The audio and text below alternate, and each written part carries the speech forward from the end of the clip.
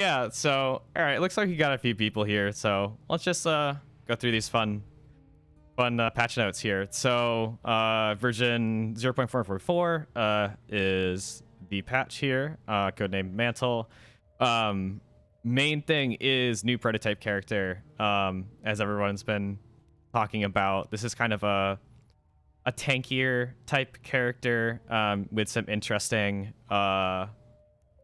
basically support abilities, I would say, for your allies, as well as some interesting moves to kind of weaken your opponent to poke for some interesting, essentially like trying to like open them up a little bit.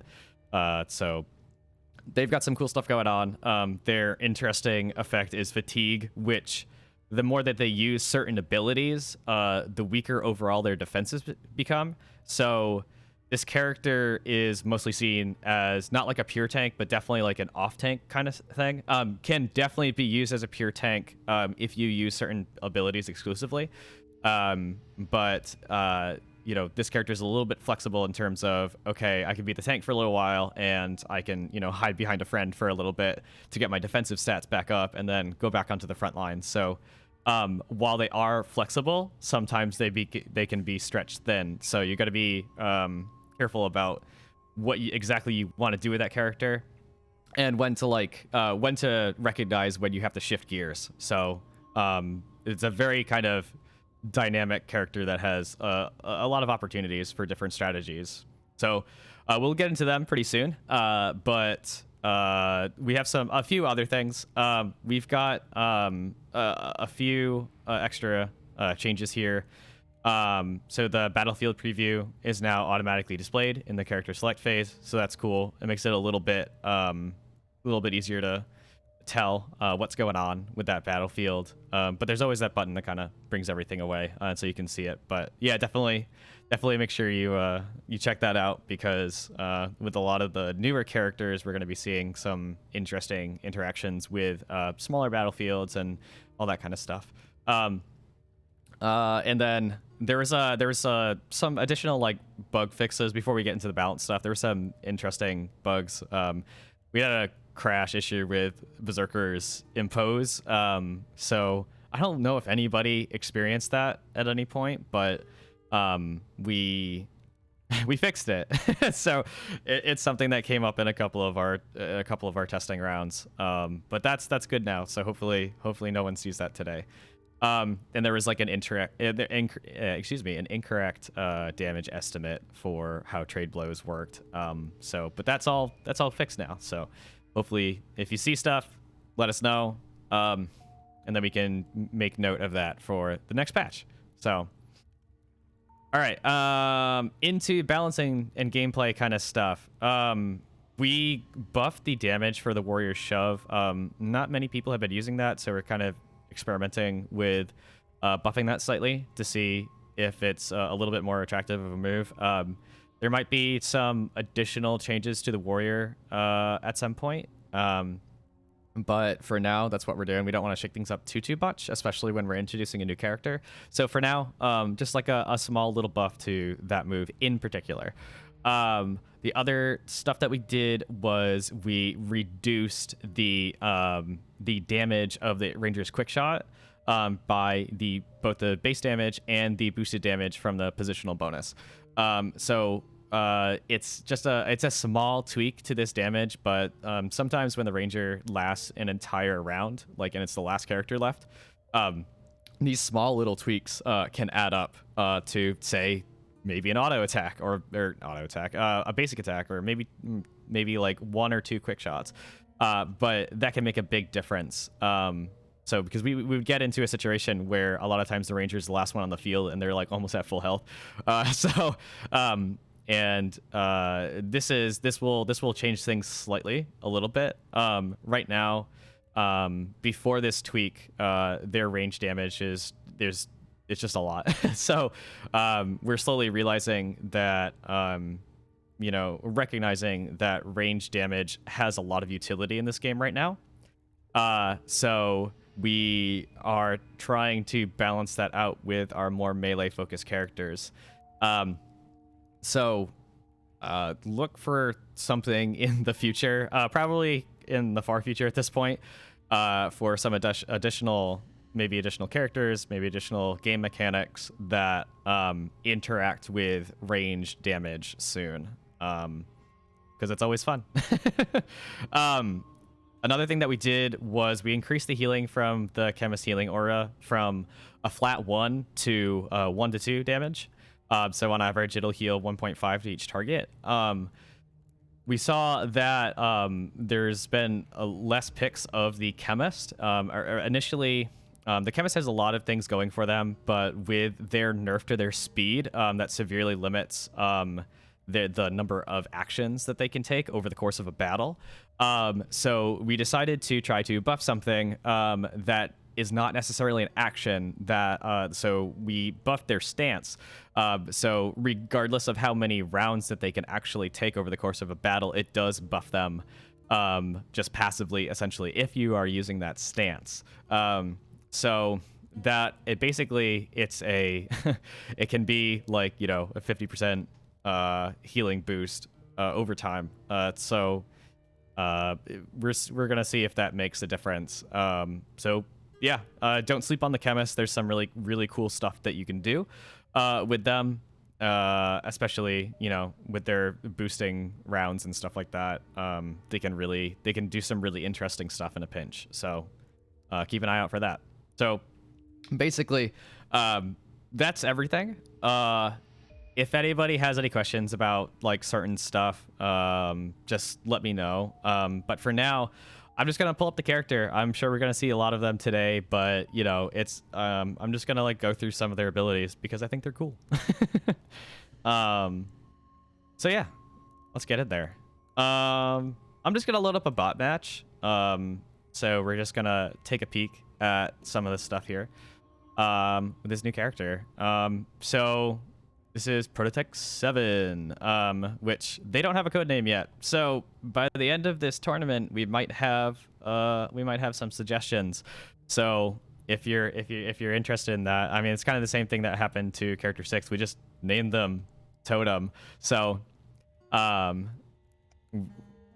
doesn't have a code name yet. So hopefully by the next tournament, we'll have a code name for them. So the name Prototype Character 7 does not like ingrain itself in my mind. So because I do that with Totem all the time now, even though it has like a quote real name, but hey, it happens. So for 7, they are a tankier character. So as of right now, I believe they have the most health in the game. Average speed here.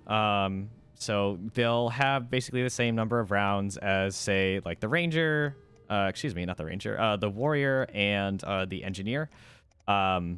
So expect them to come up in the turn order around those characters. So let's just go through their skills, really. Something to take note of is that they start off with absolute maximum defenses. So that's basically something to take note of. However, they have a unique mechanic called Fatigue, which we will see pop up in all of these skills, basically. These skills and these stances. Basically, what happens is, as this character uses certain abilities, their, quote, fatigue, which is a status effect, raises or lowers, and every point of fatigue that they have, it reduces their physical and elemental defense by 1. This can stack up to like 5 times, I believe. Correct me if I'm wrong, Jason. Feel free. This stacks up to 5 times, but their defenses can never go below 1. So that's a 40% damage increase. So they start off with 40% damage reduction. They can go all the way down. This also combines with whatever additional physical defense and elemental defense buffs and debuffs that this character can get from other characters. So being obviously, this doesn't overwrite everything. It just it's an additional status effect on top of stuff. So if you want, you can place this character behind other characters. You can use different abilities to reduce their defenses. as well. So everything stacks, but you know, it can't go below this minimum or maximum here. So anyway, some abilities will increase their fatigue, making them weaker temporarily and more susceptible to attacks. And other ones reduce their fatigue, so it allows them to kind of recover for a while. But let's just go through all these. So number one, we have Piercing Wit, which is basically it's like a kind of like pierce damage type thing, where you have a single target where you go into melee range and you attack them, and then you go into you do damage to a character behind that character if their character is there. And this is one of their recovery abilities. So something that you'll notice a little pattern here is that abilities that essentially are not like synergistic with other characters, that reduces their fatigue, but abilities that do synergize with other characters, it increases their fatigue. So it's kind of like their like dual identity type thing, where you have to figure out, okay, am I willing to take on fatigue to do this stuff, or do I need to spend time to reduce it? So it's a fairly straightforward attack, but that's basically their quote basic attack. This is what their bread and butter is basically. So it's really good against characters like the warrior who is defending, or any kind of basically row based strategy. So it can start to add up. This isn't like a crazy amount of damage, but for a basic attack that you don't have to like set up with anything or any kind of focus, it can do some decent damage consistently. So keep that in mind. Our second ability here is called Encourage. It is a flat heal. We don't have many of these in the game. This heals other characters only, so you can't heal yourself with this one. So this is an ability that heals, and also for one incoming round, basically, you can give a status effect to an ally that when they are about to get hit for the first time, they get an increase in physical and elemental defense all the way to the top, by like 5 levels. So on average, that usually maxes out their defense. So basically what this does is that it gives them a small amount of instant recovery, and also prepares them for, say, an incoming combo. So this will last for that entire turn. So if this character is going to get comboed by, say, like the warrior coming in for a melee attack and then the ranger supporting that, this will decrease that incoming damage for both of those. So it's until the end of whatever round that is. So whenever this character gets hit, this will activate, it'll reduce that damage, and that buff will still be there until the end of whatever round it is. So if the warrior initiated that combo, it'll reduce the warrior's damage and the ranger's damage, and then it'll wear off at the end of that warrior's turn. So some interesting stuff, some really like in a pinch type healing and defensive abilities there. This does cause this character to gain fatigue though. So as I said, when this character supports allies, they start gaining fatigue. So just be aware of that, because that fatigue could start to add up. So let's get on to these focus abilities. There's some really cool stuff here. Rousing Speech is basically an encourage type effect where it gives all of your allies that status effect that we just talked about from Encourage. The same exact thing, increases their physical and elemental defense by 5 levels when they're about to get hit for the first time, and it lasts for that entire round. It also adds 10 elemental damage to your allies' next attacks. So whatever their next attack is, it'll do 10 additional elemental damage. So this is really cool for characters, that are going to attack relatively soon. But basically, you need the more allies that you have up, the more effective this is. So if you only have like one ally up, it's not as effective as it could have been when everybody's up. So this is like a cool like AoE buff to your team. However, something that you have to be aware of is that you gain 1 fatigue for every character affected by this. So while this is the most effective, when all of your friends are not knocked out, they are conscious, you will gain more fatigue. So just be aware that if you're supporting your allies with this ability, it'll reduce your defensive capabilities. You might want to use this and then go hide behind someone for a little bit until you can recover all that fatigue. But yeah, cool move. But just you got to be careful in terms of like you really want to see your friends really take advantage of this extra damage. So yeah, this last ability here, Armor Break, it is basically an anti-row ability where it does physical damage to every character in a specific row. So you nominate a row, he goes into melee range and then attacks that first character in the row, does 17 physical to every single character in that row. Pretty cool. Can be pretty devastating sometimes. But it is a focus ability, and this character isn't the fastest. So just be aware of that. The other stuff that's really cool, it's not just the damage, because, you know, damage is whatever. Damage is cool, but there's some extra stuff that this attack does. It also reduces your enemies, every character that this hits, it reduces their defenses by 5 until they get hit by another attack.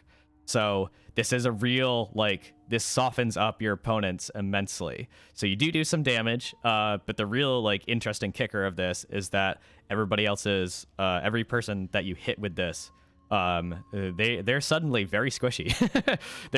So if you are having a hard time whittling down, say, a warrior or like a berserker or anything like that, you can really reduce their resistances for a little while, and this is especially devastating when paired with another character's like big AoE style stuff. So big AoE really is benefited from low defenses on the entire team. So yeah, this is really fun. But again, like their other focus ability, every person that they hit with this, they gain a fatigue.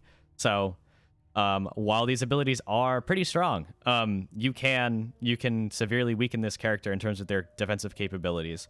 So just something to be aware of. Excuse me. So we've got 3 abilities that cause this character to gain fatigue, and one that very slowly causes them to get it back. So let's look at their other stances. So like our other tanky-ish character in this game, the warrior, they do have a guard type ability. However, this guard is actually pretty interesting. It can affect allies directly behind you and to both sides. So you can technically cover both of your allies with this. However, when you go into the stance, you do gain 1 fatigue. So they do go down in their defensive capabilities, which is basically opposite of the warrior, because when they go into their guard stance, they increase their defensive capabilities. So there is a price for this. And also, if your allies are getting hit by like AoE attacks, this character will take a lot of damage because they'll soak up everybody else's, basically all of the damage that could have gone to them. So just be aware, and just remember this is also for melee attacks too. So range stuff is not affected by this. So this really solidifies them into a tanky-ish role because they have this capability. They can directly take damage for melee stuff. They do have an additional stance that allows them to remove fatigue at a little bit faster pace than just using their piercing wit attack. So catch breath immediately removes 1 fatigue. However, if they start their next turn directly behind an ally, they also remove an additional fatigue at that point. So this really kind of like hits home where this character can be on the front lines for a little while, but sometimes they need to, they need to relax for a little bit. They need a little bit R&R, so they can hop behind an ally and gain back some of that defensive capability to fight another day. And that's kind of their thing. They have some really high output type moves, but sometimes they need to take a break. So this is hopefully going to be a very dynamic style character. That's what we're looking for. And obviously, we're really looking forward to you guys, all of your feedback. And just tell us, what you think about this character. What do you like? What do you don't like? This is a prototype character. So they are still very open to a lot of different changes and tweaks and stuff like that, and not just like numerical stuff. If you have like a really cool idea where it's like, there's this like one thing this character could do to like really solidify their entire toolkit, you know, don't be afraid to let us know of your cool ideas, because it might just make it into the game. So anyway, yeah, if you guys have any more questions, just let me know. The tournament's supposed to start pretty soon. Yeah, I don't know how many people we have in the tournament as of right now, but I'm just gonna check in the Discord and see how things are going.